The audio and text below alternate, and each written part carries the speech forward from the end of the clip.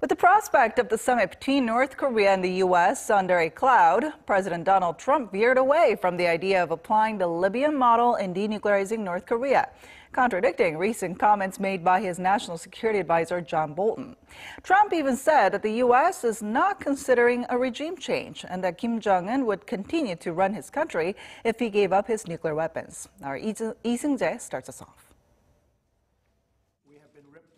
U.S. President Donald Trump has rolled out the so-called Libya model for dismantling North Korea's nuclear weapons program, instead offering strong security guarantees to Pyongyang in return for its denuclearization.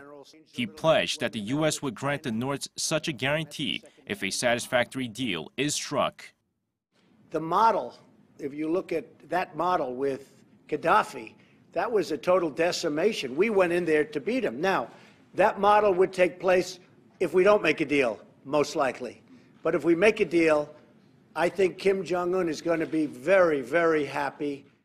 The Libyan model, which has been pushed on U.S. news networks by President Trump's national security advisor, John Bolton, calls for a quick dismantlement of North Korea's nuclear program with no guarantee of benefits to the regime in the process. Pushing back against Bolton's remarks, Trump insisted protection for Kim and his regime would be very strong if the regime fully denuclearizes. We're willing to do a lot, and he's willing to, I think, do a lot also. And I think we'll actually have a good relationship, assuming we have the meeting and assuming something comes of it. And he'll get protections that will be very strong.